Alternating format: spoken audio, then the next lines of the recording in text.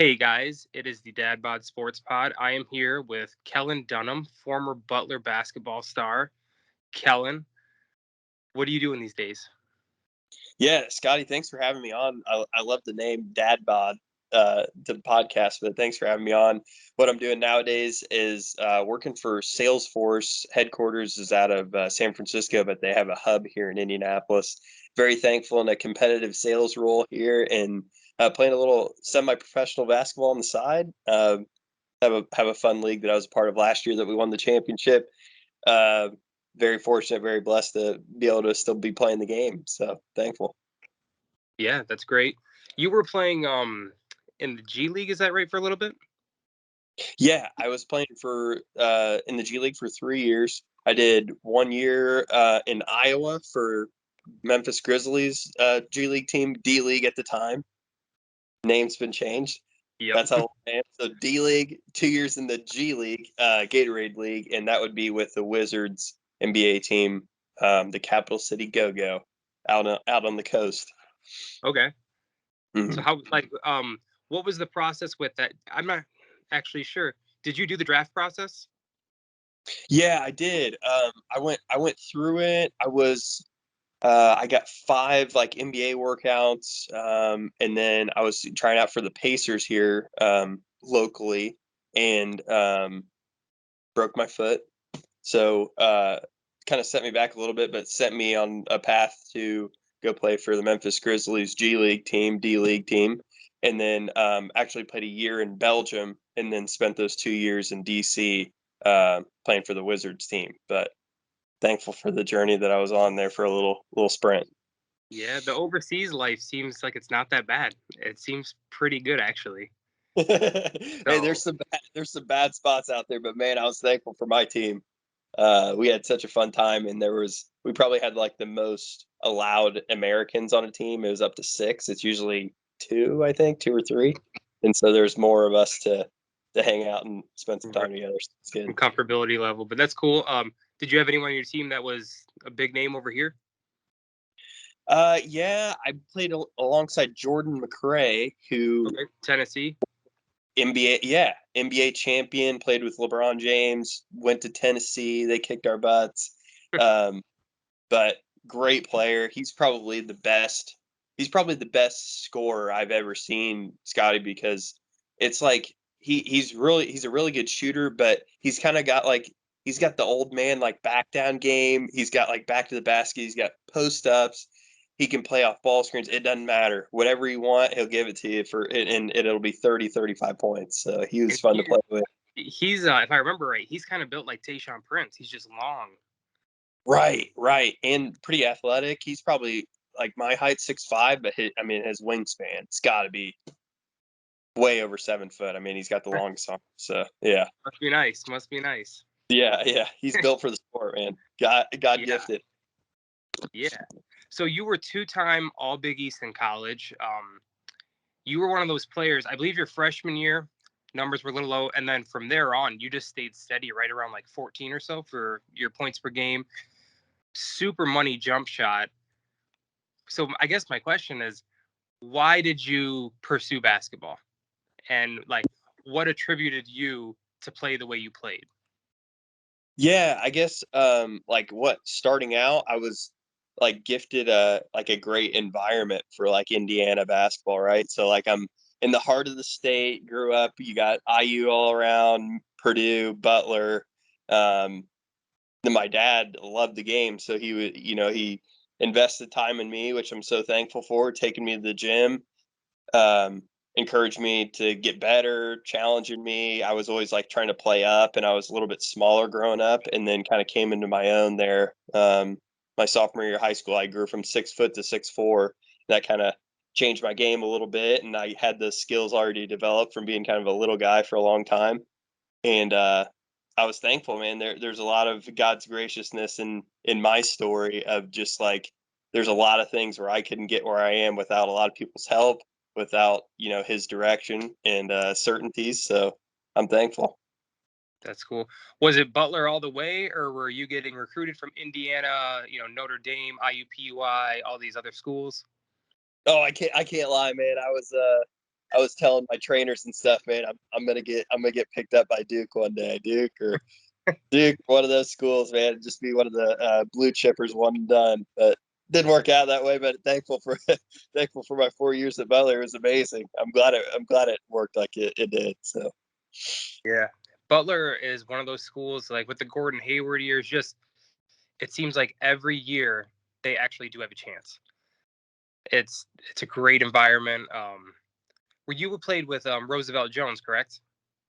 yeah, all 4 of my years were with Rosie. He's one of the best teammates I've ever had. Mr. Clutch, big, like most fierce competitor I've ever played with. Whether it's a practice in the middle of the summer or it's last game of the NCAA tournament, that guy's going all out. So I hate to see my dogs go down. A couple nights ago to those guys right behind you. I see you got the Michigan State up. Oh Yep. man, that hurts my heart to see. Yep.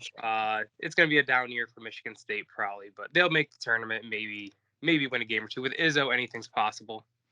Right, you guys are Yeah. legend. But yeah. So who is? You said that McRae is the best scorer you've ever played with or against. Who is just the best player that you've ever played against?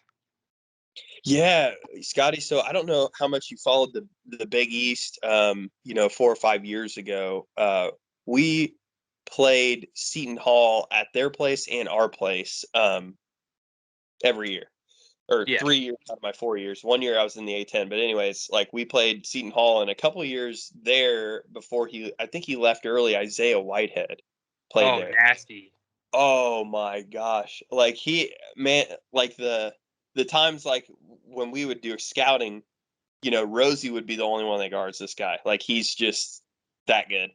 So there's a couple times where we were just in situations where I had to switch to him and guard Isaiah. When he gets the ball in his hands, man, he has it all. He's just like the most lethal like offensive player. He's strong. He's probably like I don't know. He's probably like 210, 215, 6'4", fast. He can shoot. He's quick. I mean, it was like an automatic and one if I ever switched to him. So I was like, you might be the toughest guy I've ever had to guard in my life. I think he did some work there. Didn't they make kind of a run in the tournament that year? I think they did. He had at their place, he had 25 points on us in the first half. Okay. It was remarkable. Okay. Because he went to Lincoln High School. I do remember him very well.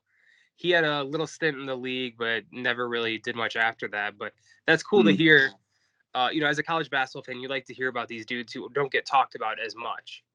Mm-hmm. And he's definitely one of them. I remember watching. I think they made like the Sweet 16, and he was just nasty. He was on a mission. Oh yeah, oh yeah. I mean, he gets a full head of steam. Like just give him a foul and send him to the free throw line, or it's going to be an and one. Yeah, for sure. So, what is your favorite basketball memory from either high school, college, playing overseas? Just your overall favorite memory.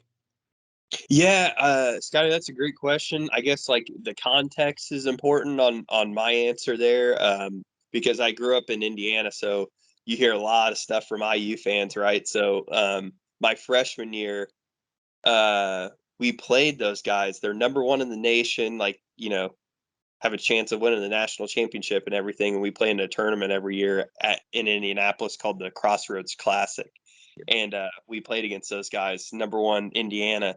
And so like the whole arena seemed to be like a sea of red, right? Like all the fans are IU, they're going crazy. We play a really good game. We had a pretty good team that year. It's down to the wire. Yogi Ferrell, who I've lost touch with him. I think he was on the Kings last Yep. recently, but he hits a shot to go into overtime, and huge shot. So we go into overtime. Things get down to the wire again. Coach Stevens draws up a play for one of my teammates, Rodney Clark, to hit a shot. Victor Oladipo's guarding Rodney and won't let him touch the ball. So we're like, what do we do now? We throw it into our walk-on, Alex Barlow. He takes a spin move, floater off the glass, makes it for the game winner to beat number one IU, and it was just pretty incredible because it was like, I'm growing up in Indiana, like that is, the school, them in Purdue, and just to be able to knock those guys off at number one. It's something I would always like to hold it against all my IU friends. For sure. That's definitely cool. Yogi was fast, and Yeah. he was a great playmaker, just, diming it up. Was that the year when they had Noah Vonleh too? No, they had I played them when they had Thomas Bryant, Okay. Cody Zeller. Yeah. Okay, so they were nasty. Mhm. Okay. They had that one dude, super awkward, Will Sheehy, the one year.